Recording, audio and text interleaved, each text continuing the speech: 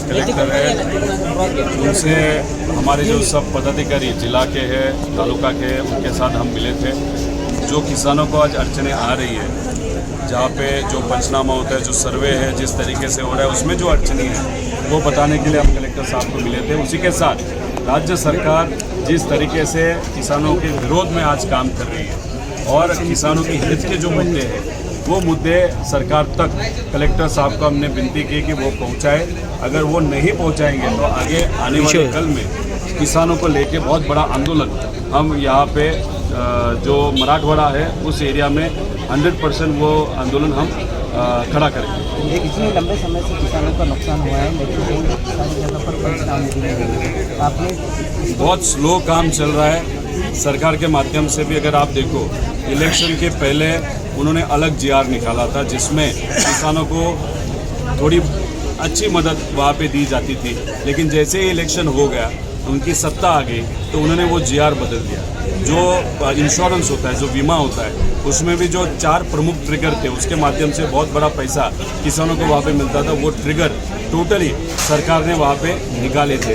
अभी अगर आप देखो तो अगर इतने सारे निर्णय ये सरकार ने किसानों के विरोध में लिए, तो आज जिस तरीके के सरकार काम कर रहा है उनको किसानों का और वहाँ पे मजदूर जो है उनके बारे में कुछ कहना देना नहीं है। सिर्फ यहाँ पे ये सरकार सत्ता में पैसा खाने के लिए, करप्शन करने के लिए, ऐसा हम सबका कहना है। आपने ये भी कहा है कि जो सत्ताधारी लोग हैं जो पुलिस प्रशासन पर दबाव बना रहे हैं। देखो बहुत बार अगर आप देखो तो ऐसे जैसे कि अनिल देशमुख साहब हैं, उनके यहाँ पे उनकी गाड़ी पे जो पत्थर मारे गए थे तो वो अनकॉन्स्टिट्यूशनल था।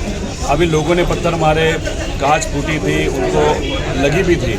अभी अनिल देशमुख साहब कह रहे हैं कि इन लोगों ने वहाँ पे ये पत्थर मारे थे, लेकिन उसका जो भी इन्वेस्टिगेशन हुआ था उस इन्वेस्टिगेशन में कुछ भी नहीं निकल आया।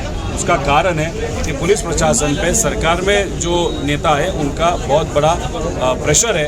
उसी के कारण जो भी विरोध में है उनके बारे में जो भी विषय आगे आता है उसको दबाया जाता है। सर, अहिल्यानगर में जो वातावरण जो खराब हुआ को लेकर वातावरण खराब हुआ है, तो क्या वो जो आरोपी है उन पर बुलडोजर कार्रवाई चलनी चाहिए? देखो मैं यही कह रहा हूँ कि कोई भी समाज का एक आध व्यक्ति अगर दूसरे समाज के बारे में गलत बोलता है तो उस पर तो कार्रवाई होनी चाहिए, लेकिन एक व्यक्ति अगर गलत बोलता है उसका कारण पूरा समाज गलत बोलता है, वैसे नहीं होता। अगर अहिल्यानगर शहर के बारे में बात की जाए तो वहाँ पे कुछ ऐसा नेता है कि जो आज अलग पक्ष में है, सत्ता में है, लेकिन आगे जाके वो भाजपा जाना चाहते हैं। इसीलिए उन्होंने वहाँ का जो वातावरण है थोड़ा ज़्यादा से ज़्यादा हिंदू मुस्लिम जितना करे उतना एफर्ट वो खुद वहाँ पे डाल रहे हैं। इसलिए वहाँ पे जो लोग गरीब हैं, वो हिंदू समाज के हो, मुस्लिम समाज के हो, कोई भी समाज के हो, वहाँ पे अपना घर चलाने के लिए, पैसा कमाने के लिए, अपने फ्यूचर जनरेशन को पढ़ाने के लिए वहाँ पे रहते हैं। लेकिन यहाँ पे जो नेता है जो आज सत्ता में, उनका एक ही काम है, वहाँ पे द्वेष निर्माण किया जाए, दो समाज में वाद निर्माण किया जाए और उसकी राजनीति में फ़ायदा हो, वही कोशिश वहाँ पे की जाती है। इसलिए हमारा कहना है कि आज सब लोग इकट्ठा आने चाहिए और एक विचार के लिए वहाँ पे लड़ना चाहिए। सर, गोपीचंद पडळकर ने फिर और विवादास्पद बयान दिया है जो ऐसे पोस्टर्स आई लव मोहम्मद, और उसी को लेकर अभी आई लव महादेव के पोस्टर जो है यह भी चर्चा में। देखो महाराष्ट्र में जो किसान का नुकसान हुआ है, सब समाज के लोग हैं, सब जाति धर्म के लोग हैं, उनका आज बहुत बड़ा नुकसान हुआ है। अभी किसानों से, वहाँ के जो मजदूर हैं, जो काम करने वाले लोग हैं, उनसे बहुत बड़ी मांगनी हो रही है सरकार की मदद की।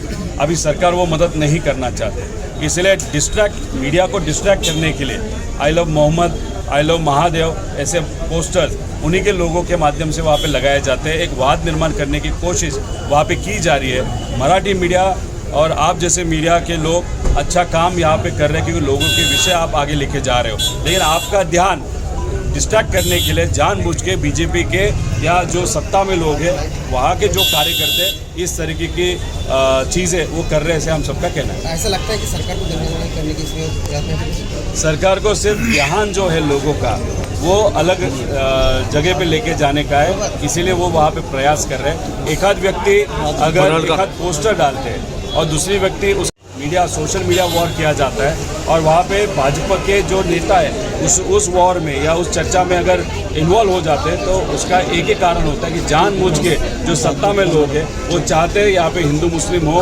ओबीसी मराठा हो, लेकिन लोग सब कुछ जानते हैं। लोगों को जान है कि आज जो इश्यूज़ है, रियल इश्यूज़, उस पर ये सरकार बात नहीं करना चाहती जो ये सरकार बात करना चाहिए। इसलिए हम सब वहाँ पे आंदोलन वगैरह ये चीज़ें कर। सर, जयंत पाटिल के खिलाफ फिर से गोपीचंद पडळकर ने विवादास्पद बयान दिया है। गोपीचंद पटेल को और कोई काम नहीं है।